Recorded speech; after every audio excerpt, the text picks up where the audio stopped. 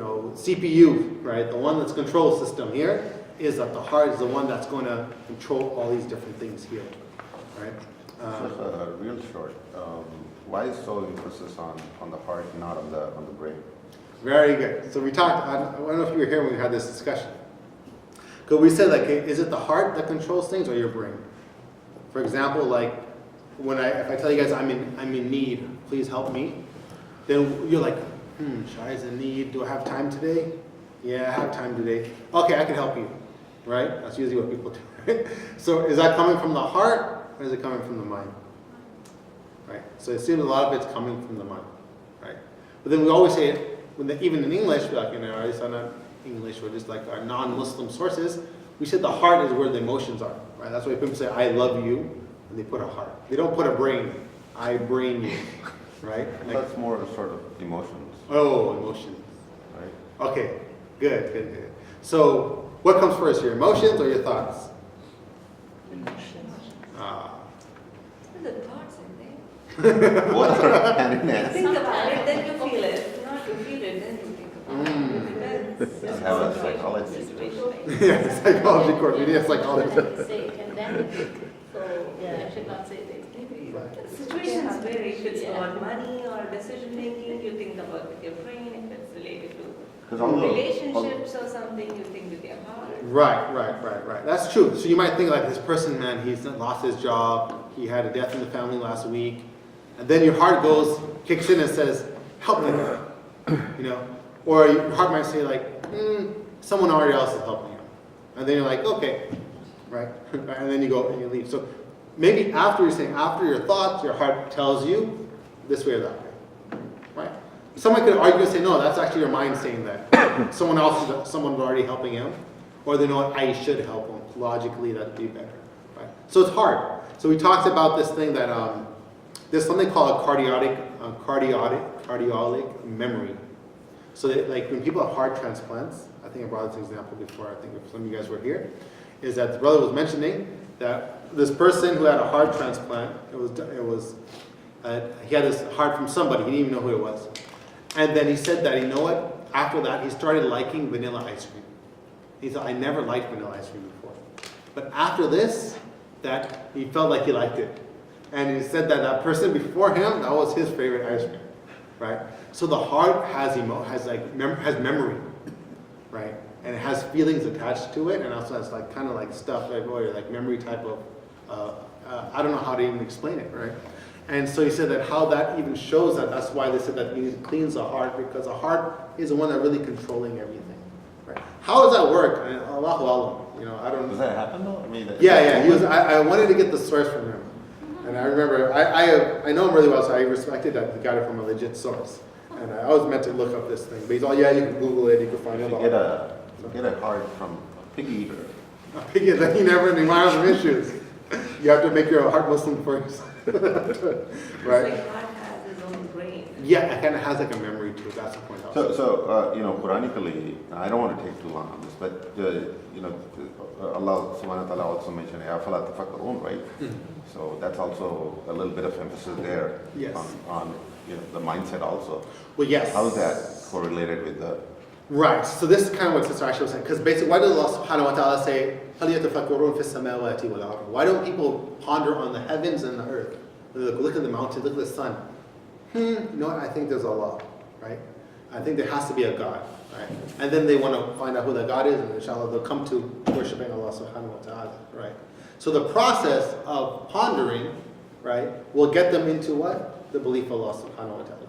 So I guess your question is that there's no heart involved in that, there's only brain, is that what you're trying to say? Yeah, I'm just trying to see how it's channeled from brain to heart and heart to brain, and which comes first, and what things, because I know Ustad Nawan Ali Khan also was talking about, think through your hearts, right? Something like that. I heard a lecture on that too. Yeah. Well, I think one thing is that emotions, we could say, it's come from our heart, right? Like I think we all could agree to that. And that is actually a bigger player in our lives than actually rationally, right? So for example, when someone on the street looks like they need help, rationally, it doesn't make much sense to help them. Because it's going to take away your time, take away your money, And so here, I will never help anybody on the street because I got to go to school, I got to go to work. I don't have no time to help someone change their tire, right? I mean, they could call AAA, they could do something else, right? But the emotion is actually when that kicks in and say, you know what, I should go help that guy who looks like he needs it. He has a sign, whatever. Maybe I should go to my wallet, right? Your brain really doesn't do that because you're going to lose money. You're going to do all these type of things. But so that emotion, yeah, definitely the mindset is there, but the brain is the one that really makes those critical decisions, right? Your brain won't tell you to forgive because that guy took your inheritance and he caused you to get a divorce and he said this about your wife. If you use your brain, forget about it. You're never talking to that guy again, right? It's only your heart's going to say that, you know what, I think I should go shake his hand.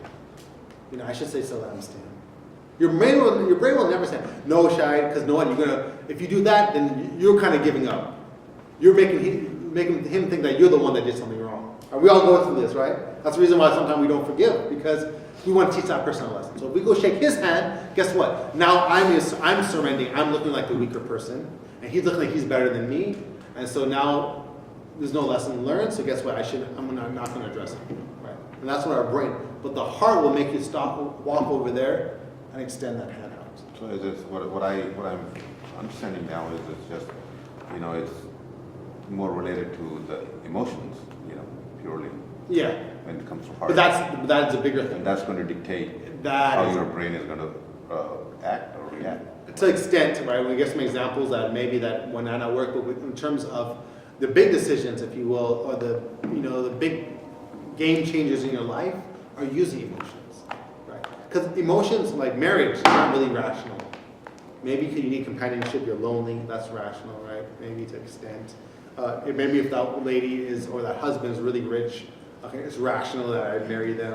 I'm going to benefit monetarily, right? But in terms of love and care and all that stuff, that's not really super rational. That's why we said that love is in the eye of the what? You guys don't know your poetry very well, right? And love is in the eye of the beholder, right? Because you could look at somebody and you're like, dang, he's ugly looking. And some other lady looks at it like, wow, he's handsome. Like, ooh, are you looking at the same person? Right? It's coming out of, you know, pure emotions. Exactly. You know, although your brain is processing it. Exactly. But, you know, the deep root of the issue is you know, it's coming out, originating from the emotion. That's it. I think all of us have probably met like married couples where we ask like, how did he marry her and how did she marry him? They look like they're two like weirdest couple ever, right? But somehow they saw some type of something in each other. I don't see it, right? And they got married, right? And so it's not rational. This guy is 6 foot, she's 4'2", you know, or this guy's like really like mean looking, and then she's like super nice. It's like weird, you know what I mean? But somehow it works, it's like weird, but that's all from the heart and so forth. Anyhow, this is a big topic. We could be here all day. Interesting topic. No, that's good. Alhamdulillah. Yeah. We would have a separate topic on this, inshallah. But I have one question. We make some decision according to our brain, like intellect. You know, we plan, we do something, we get something and plan. But inside our heart is like, maybe I'm wrong, maybe I'm right. You know what I mean? Yes. So what is the balance? Right. My brain is saying something. Do according to I did the plan and I made a decision. Yeah. But inside my heart is like doing something. Yeah. If and but and maybe this kind of question. Oh, yeah. That's good. That's good. So we have that sometimes, Yeah. that the heart tells you one thing and the mind tells you something else, right? And so then you have to decipher from. That's why you have Islam, Yes. and tells you what is good and what's wrong, what's bad, right? Because you need a criteria. Because Muslim might think this is right, and I might say that's wrong, right? And he might have his proof, I might have my proof, right? Then we go back to the Quran and Sunnah, and then we try to see what is Islam telling us to do, right? He gives $5 in donation, I give $1. I think I'm okay. He thinks he's okay. He thinks I'm wrong, and I think that he gives that too much. But what does Islam say? Okay, there's a 2.5%, for example, right? That's everything else is on your own voluntarily. So you have some type of barometer. Now that barometer is not there for everything, though. You know what I mean? We had the 5 daily prayers. Remember the hadith we took a couple weeks ago? The guy said, I'm willing to do the 5 daily prayers and nothing else. So we have a barometer, and if you want to do the sunnah and tarawih and witr and so forth, then there's something that you could do, right? Obviously, so you have something that tells you this is the line, if you will. But also we have another point that you're bringing in is the soul that we have inside of us, which you kind of mentioned, right? You have the soul that commands the good, the soul that commands the evil. And so you have to just decipher which one is true. And when you don't have a clean heart, you think that the soul that's commanding evil is right, and the one that's commanding good is wrong. And we talked about that last week's hadith. Remember that? How scary that is when you have a diseased heart and your heart's not telling you that you're doing right or doing wrong. So yeah, you bring up a good question. So it's hard to deal with. It's like kind of case by case scenario. Last thing, there's a hadith here that we all know, kind of answering a little bit about Brother Aslam's mentioning, where the Prophet said, and then we took this hadith back in hadith number 6. This was like, I don't know, maybe like a month ago or so. Where the Prophet says, truly in the body there is a morsel of flesh, which if it's whole, if it's sound, if it's pure, then the whole body is sound and pure. And which, if it's diseased, has envy and hatred in it, all the body will be diseased. And truly this is the heart. This is clear evidence from the Prophet ﷺ in a spiritual sense that heart is what affects everything, even your pinky toe, right? All the limbs are affected by that in terms of what you do. You're going to walk, help somebody else, or you're going to stay sitting down, right? All that's done. So, alhamdulillah, inshallah, I hope that was somewhat beneficial. The next hadith, which I have like 10 minutes to go over, it's also very, very important. It has so many different emphasis, like points in there, but we'll go over it kind of quickly, inshallah ta'ala. عن أبو هريرة رضي الله عنه عن النبي صلى الله عليه وسلم. It's hadith number 36. من نفس عن مؤمن قربة من قربة الدنيا نفس الله عنه قربة من قرب يوم القيامة ومن يسر على معسر يسر الله عليه في الدنيا والآخرة ومن ستر مسلما ستره الله في الدنيا والآخرة والله في العون العبد ما كان العبد في عون الأخيه ومن سلك طريقا يلتمس فيه علما سهل الله له به طريقا إلى الجنة ومن اجتمع قوم في بيت من بيوت الله يتلون كتاب الله ويتدارسونه فيما بينهم إلا نزلت عليهم سكينة وغشيتهم الرحمة وما حفتهم الملائكة وذكرهم الله في من عنده ومن أبطأ به عمله لم يسرع به نسبه. Subhanallah, I need another 2 hours for this hadith. On the authority of Abu Hurairah, I mentioned that whoever removes a worldly grief from a believer, Allah will remove from him one of the griefs of the day of judgment, of the day of resurrection. And whoever alleviates a need of a needy person, Allah will alleviate his need in this world and the hereafter. Whoever shields or hides a misdeed of a Muslim, Allah will shield him in this world and the hereafter. And Allah will aid his slave or his servant as long as he aids his brother. And whoever follows a path to seeking knowledge therein, Allah will make easy for him a path to paradise. No people gather together in one of the houses of Allah, reciting the book of Allah, studying amongst themselves, except that sakina, tranquility, descends upon them, and mercy envelops them, and angels surround them, and Allah mentions them amongst those who are with him. And whoever is slowed down by putting off his actions will not be hastened forward by his limbs. So like these both hadith are like mega hadith. They have like so many different points in this, subhanAllah. It's a great way to end the course on these two hadith. So let's go really quickly of some points we can make here. First of all, the Prophet mentioned that whoever removes a worldly grief from a believer, Allah will remove from him one of the griefs of the day of judgment. So the day of the resurrection. So here, the Prophet ﷺ is saying a grief. What is a grief? Right? When people are grieving, right? Usually that means that something that causes someone to be what? Sad, to have sorrow, right? Have any depression, right? And if you think about this, the Prophet ﷺ talking about something physical or talking about something that is what? Mental. Here it's not about physical, because sometimes we think about, oh, that person, like, you need money or clothes or food. Oh, no, I'm good. Okay, good. Next person. Are you okay? You need money, food, or clothes? Okay, good. And sometimes we only look at people because of their physical need. And if they, alhamdulillah, they know they got a car, they got a house, and okay, they're fine. But majority of the time, everyone here in this room, right, gets affected by what? Mental, right, depression, sadness, and sorrow. And that you can't see sometimes. Right? Someone could be smiling, but when they go home, they're just like sad. Right? Their household is dark. They have arguments between their family. Their children don't listen to them. They have all this stuff, right? But when you listen to your mom? I do. It's just like. Oh, okay, I want to make sure. Inshallah ta'ala, you do alhamdulillah. And you started smiling when I said that, so I want to make sure there's nothing going on here. So here, it's interesting, the Prophet is not talking about your physical, but he is telling the Sahaba, these Arabs in a desert, right, who are farmers and sellers and so forth, is say, you guys, you know what, look at people's emotional needs. And for us men, sometimes we're like, who cares about emotional needs? That's a woman thing, right? We don't have no emotional needs, right? We're men, right? They have them when they cry and they sit down and they need help and stuff like that. But no, everyone needs that. The Prophet was telling about them, no, people have grief and sorrow. So here when it says that, what? Whoever removes a grief from a believer. How can you remove a grief from a believer? When someone's sad, what do you do? What do you have? How can you do something? Offer your presence. Offer your what? Presence? What do you mean offer your presence? Just like sit with them and know that they're a shoulder that they can rely on. Right.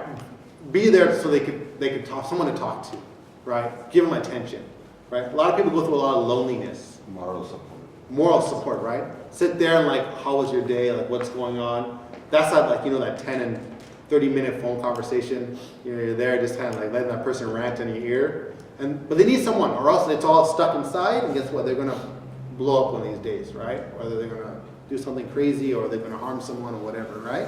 So that we forget to do a lot. And that's what the Prophet did a lot. He just sat with the Sahaba, not to teach them Quran and Sunnah, Quran all the time, but ask them how they're doing.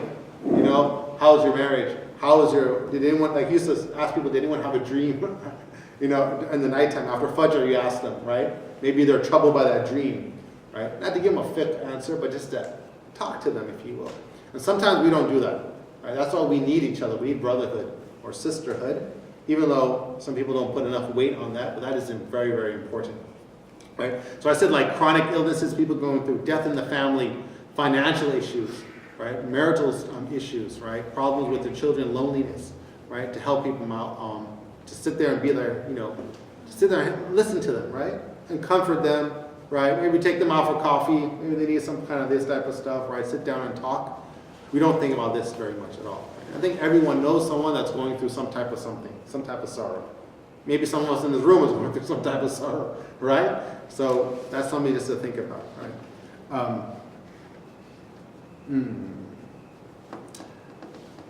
The prompt is to look at the emotional state and not just at our physical state. The general principle here is that the recompense reward is according to the effort. So here is that when you remove a grief from somebody, Allah will remove a grief for you in the Day of Judgment. So there's a general principle we have in Islam that the reward you get from Allah is dependent on how much the effort you put in. So that grief that you remove from a person, whether it's really deep depression they had or something you really helped them, then that is one of the griefs that Allah will save you with on the Day of Judgment. So it depends on what you actually do. And we all know that it doesn't matter how much Hajj and how many salawats and how much fasting you do, all of us are going to have grief in Yawm al-Qiyamah. Everyone's going to have anxiety. Everyone's going to have panic attacks, if you will. We're going to be all going to be going crazy. That's why when Aisha radiallahu anha, when the Prophet ﷺ said that we will be resurrected, right, naked, right, coming out of our grave and running. And Aisha radiallahu anha said what? She's like, Ya Rasulullah, we're going to be naked. And the Prophet said, no, the matter is going to be much bigger than that. No one's going to be looking at each other. We don't care. Everyone's going to be trying to save each other. Their own selves. Because they know that judgment's coming, right? So talking about everyone, like I said, going to have that panic attack. Everyone's going to be like anxiety and worry, right? And so if you could get some of that grief and sorrow taken care of right now, right, this is one of the best insurance policies you could do. So you should be like running to help anyone who has any type of sadness, some death in the family, or some sickness. Go and pat that person on the back and hug them and tell them, you know, inshallah, we'll help you and give you sabr, and you know, if you need anything, because we're all going to need that on the day of judgment, subhanAllah, right? So that's really push everyone, myself, to do that, right? Now, one little side point here is that why is the day of judgment called Yawmul Qiyamah? Right? The word from Qiyamah. Why is it called that for? Right? From the word qama. Qama. So go ahead, explain. You're going to be standing in front. Standing, right? We say aqimu salah, stand up for prayer, right? One thing is also that people will stand up from their graves, right? To come out towards the judgment. Number two, that your witnesses will be standing there either for you or against you. That's why the thing, Qiyamah, they will give them their witness either for you or against you. And number three, that justice will be taken stand or be established on that day. Right? That's one of the reasons why we use the word Yawmul Qiyamah. Sometimes we use these words and we don't really think about why we use them, so I just kind of add that there. It's 12 o'clock, let's see how much we can do. The next thing the Prophet mentioned, whoever alleviates a need of a needy person, Allah will alleviate a need from this world and the hereafter. Now this is talking about emotional or physical? Physical. So the first thing the Prophet actually started with emotional needs. Then he went to the physical one. Because the emotional sometimes is more harsh or harder than a physical need. Because sometimes physical needs also will do what? They play into emotional needs. Because you don't have a job, that person's always worrying now. Right? So because of that physical need, that they're going, you know, they're always like panicking and they're always depressed or something like that, right? There's a verse here where Allah subhanahu wa ta'ala says, وَإِن كَانَ ذُو عُسْرَةٍ فَنَظَرَةُ إِلَى الْمَيْسَرَةِ. Right? And this is like a general principle we have in Islam. That if someone is going through a hardship, then let there be a postponement until the time of ease. What this is really talking about, this verse is more talking about people who have debt. For example, if I lend out, or if Muazzam lends me $100, and then he's like, and I told him I'll pay him back in a week. And then he says, Shahid, do you have the $100? I say, no, I don't have it right now. So the verse says, you know, give him respite. Give him another week. Give him a couple of days, if you will. That is so this is like a command. It's wajib for that person to ask, to give that person more leeway, if you will, right? To give you that need that they have, right? The money that they have here. Let's kind of zoom a little quick over next one. Whoever shields a person of a Muslim will shield him in this world. Allah subhanahu wa ta'ala will shield him in this world and the hereafter. What is shielding a person? Meaning that, go ahead. Defending. Not defending. Protect. What do you mean by protecting? Because that also means defending. Like someone's trying to fight them? Like a barrier. Like, go ahead, what else? What do you mean? Like, what do you mean? Anyone else from the guests? From the word satar. So here it's talking about if someone does something wrong, right? Let's say you saw that person come out of a movie they probably shouldn't have been watching, right? Or that person, like, you know, you caught them, you know, doing some weird thing they maybe should have been doing, right? Or they said a foul language or something like that, or blah, blah, blah, whatever it may be. Right, and you see them do that sin, is that you will cover them. You won't expose that sin to them. You won't go run to the imam or tell their wife or anything like that and say, you know what? Like, of course, you advise them to do better, but then you shield them for that, right? And don't expose them with that. Let them, as long as they take care of that sin, right? They know that, okay, man, I need to finish. I need to repent. I need to do this. And okay, inshallah, then you work with them, but you shield them. You don't tell them. So this is it's different categories. Number two, it's good to do that. Number two, it's evil to do that when it's harming someone else, right? Someone steals someone else's cologne bottle, for example, famous cologne bottle today, and then, oh, I saw you do that. Okay, no, I'm going to shield you. Well, that's not how about the person that you stole it from, right? So here it's evil to do that. You need to go tell the other person that, you know, this guy stole your thing, or you can advise that person and give it back to them, for example, okay? And there's in between where you're not sure, and this is the best thing is to, sorry? More sort of if it's harming somebody's rights. There you go. Exactly. Right. It's encroaching on someone else's rights. Right. For example, you know somebody doesn't pray Fajr, like he never prays Fajr. Like, you know, he doesn't wake up, you don't see him in the masjid, you never see him for Jummah. And then obviously that's backbiting when you go and you want to tell other people and stuff like that. And you should shield them, expose their sins, let them work on that. Allah will do the same thing for you on the Day of Judgment. Because how is Allah going to shield our sins on the Day of Judgment? What does that mean? Does that mean forgiveness? He's going to forgive us? He's not going to bring it up. He wouldn't bring it up? What do you mean to bring it up? What do you mean? So there's no... The take them to the side, cover it. Good, right. Like parda, what you call it. Exactly. So here that our deeds will be on this humongous big screen TV where everybody can see it. So when Hamza goes up there, like, hey, Hamza, you did that? I didn't know that. But then isn't it like one-on-one anyways, right? I mean, Everybody is worried about everybody themselves. كلهم Yeah. آتيه To reap what he did. يوم Yeah. القيامة فرضا, right? I mean, Huh? Sorry? كلهم آتيه يوم القيامة فرضا, right? How Yeah. is that related to? I mean, I thought, in my mind, I thought it was going to be one-on-one conversation. But here they said that if you do a sin and you cover and you didn't and only did it yourself, you didn't expose it, then Allah will handle those like separate to you, without exposing it to other people, right? So there's no shaming and different things like that, if you will. Right? Yeah, everyone's going to be caught up in there. That's why the Day of Judgment is so long, because everyone has to go up for their trial. So there's a lot of waiting, a lot of like suspense, which is, it's a lot of anxiety. You know what I mean? When's my turn? Oh my God, what's my faith? Like we've all been in like exams before. Right, you're waiting for the exam to start, and then you don't know when the score is going to come out, and you're going crazy.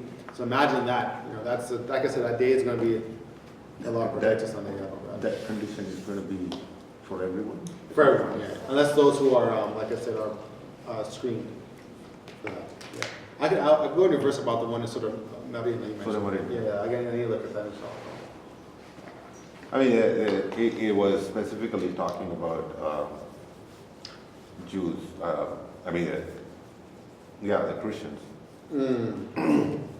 Yeah. It was in context, talking about the beliefs of Christians. Yeah. I need to look into that, inshallah. That's a good verse, yeah. Wouldn't that put in, I guess no one paying attention for like, let's say like I stole something from you and on the Day of Judgment it's going to be on the screen, then you never knew who stole it from you, and Then I find out. yeah, wouldn't that become like blaming on your part? Like, No, because that's justice, though. oh yeah. Right? Like 9/11, who killed John F. Kennedy, all this type of stuff, right?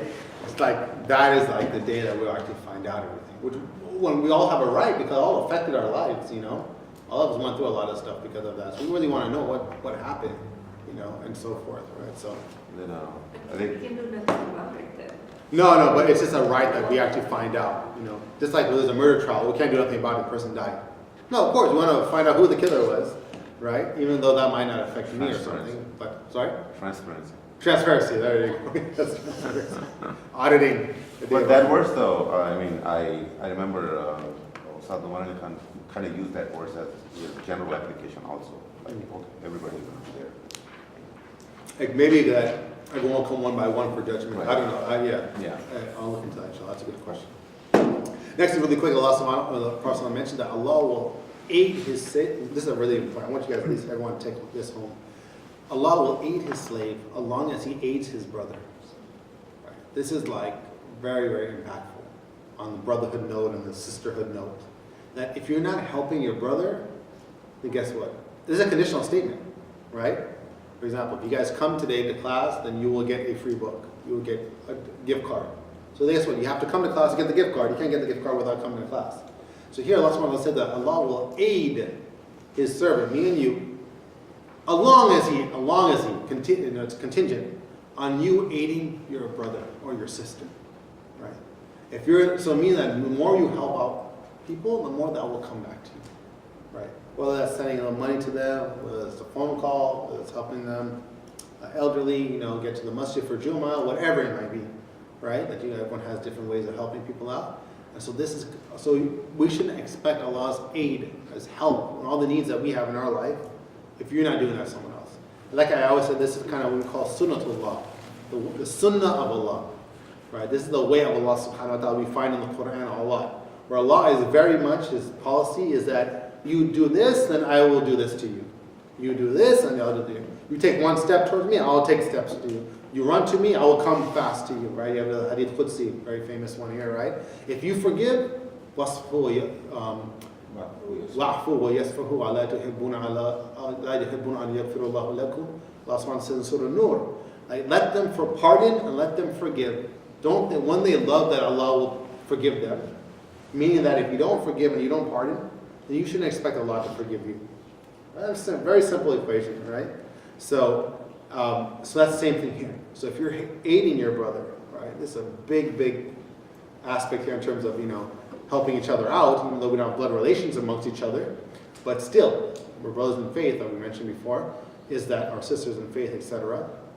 As long as you're aiding that brother, then guess what? Allah will aid you. So that doesn't really promote you to start finding out who's in need in the community and visiting them and give them a phone call or sending a basket of fruits or flowers or whatever it is. Then I don't know what to do. Right? That's something that this is very, very impactful that we all can do, inshallah ta'ala. And the next thing is whoever follows a path, and this is a big lesson about knowledge. Whoever follows a path of seeking knowledge, alhamdulillah, you guys are coming to class here, right? And trying to get this knowledge, right? You're not getting benefit from me. I don't give you no gift cards. I don't do anything else, right? I think we have some food today, alhamdulillah, right?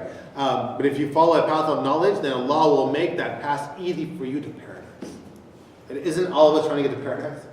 Like, jump on the highway of knowledge, right? That's just the main way to get to that thing.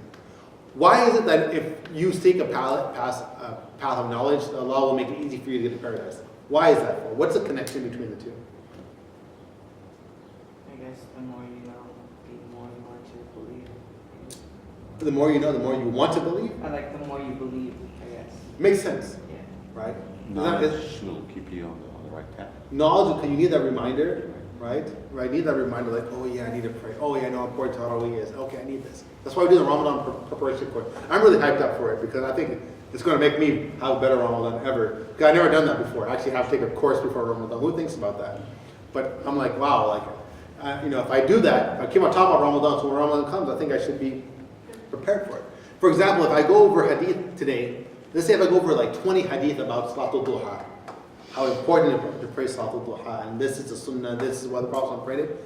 Don't you think, even though you're a person that says like, I don't want to pray Salatul Duha, I got no time, don't you think maybe after the class you're like, maybe tomorrow I'll try, right? Because we talked about it so much, you're beating it down in your head, then guess what, you're probably going to start. And that's what knowledge does, because, I didn't know the reward for that was. I didn't know the reward for that. I think Sister Aisha mentioned that all the time, like, sometimes we don't know the hadith for an action or reward, so we don't think about doing that, or we don't have that intent for that, right? But when you learn, then you're like, that's why I want to help my brother. The next time you're helping someone else, like, oh Allah, help me, because you mentioned that in the hadith there, right? It's more conscious effort.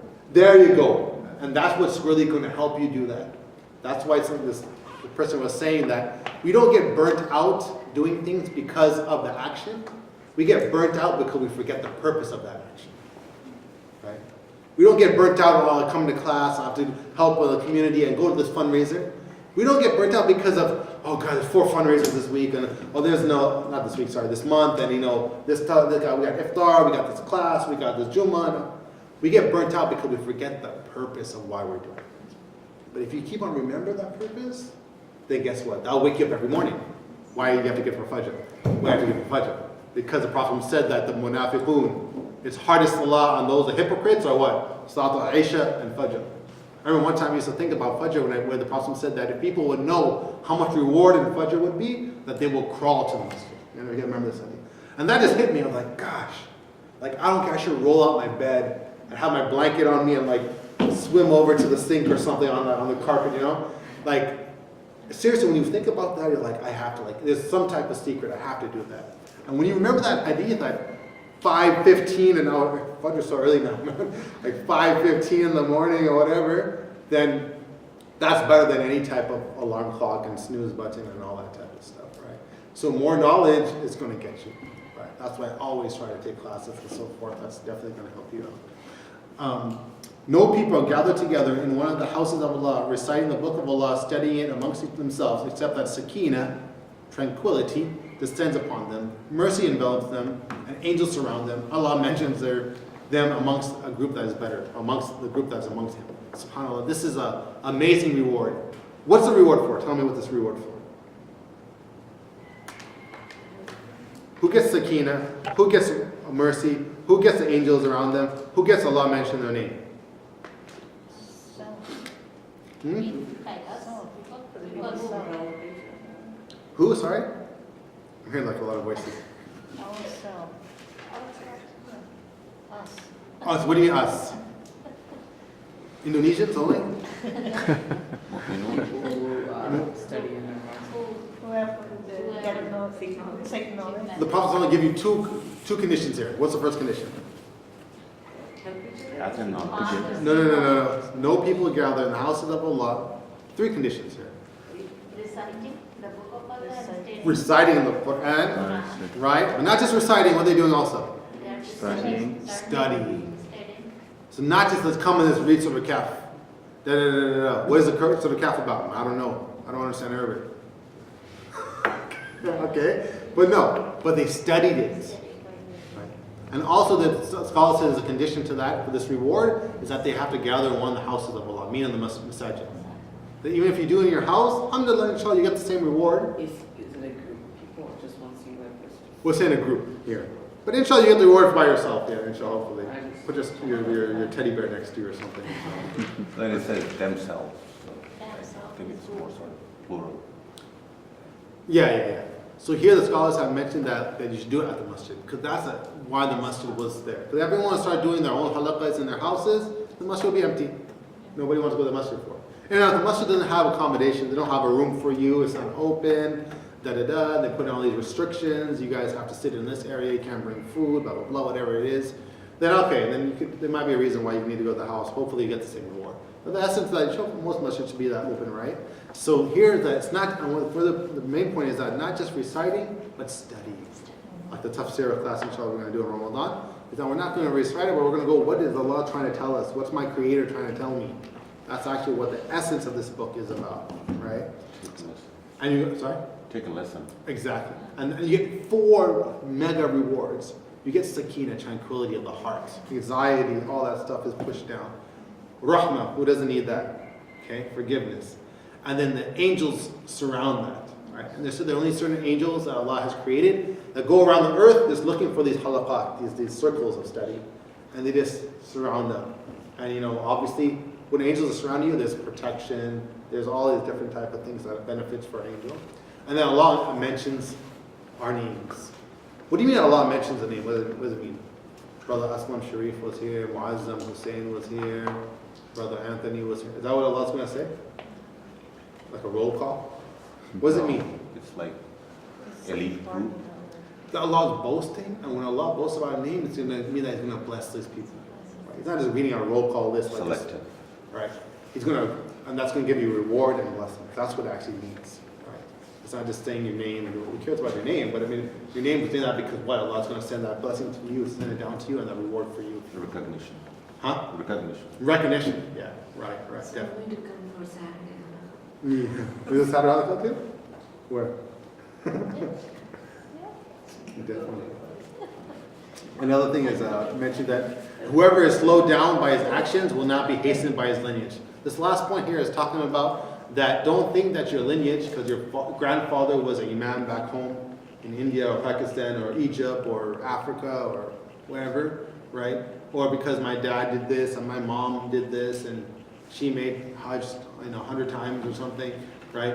It doesn't matter. Your lineage won't get you any benefit on the Day of Judgment, right? Just because you have this type of passport or you're from this family, no, it's your actions. So whoever's slowed down by the actions, meaning that they don't have enough actions to get further in Jannah or on the Day of Judgment, don't think that your lineage is going to kick in. This is what my father did. This is my family's name. We're the Alis, we're the Khans, we're the Husseins, right? No one cares about that, right? It's more what your belief and what your deeds are. That's what the last point is there. Tayyib. That's pretty much it. Alhamdulillah for the class. Sorry I kept you guys over. Questions or comments before we end? When will the Ramadan session?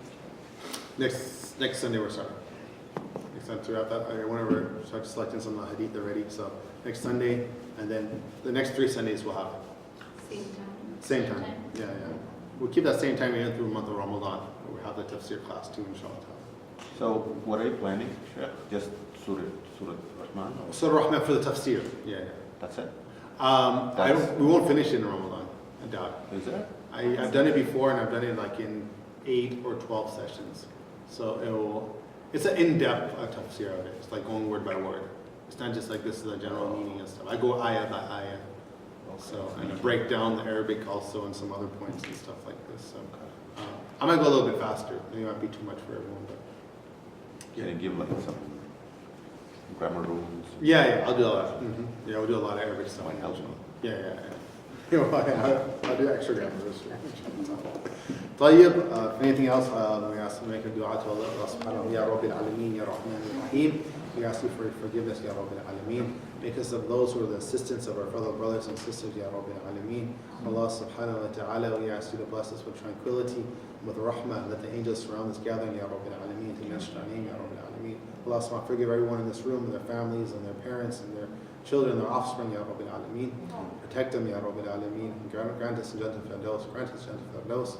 Grant us Jannah Firdaus, ya Kareem, ya Rabbil Alameen. Subhana rabbika rabbil izzati amma yasifun. Wa salamun ala al-mursaleen. Alhamdulillahi rabbil alameen. Wa salatu wa salamu ala rasulillah wa ala alihi wa sahbihi ajma'in.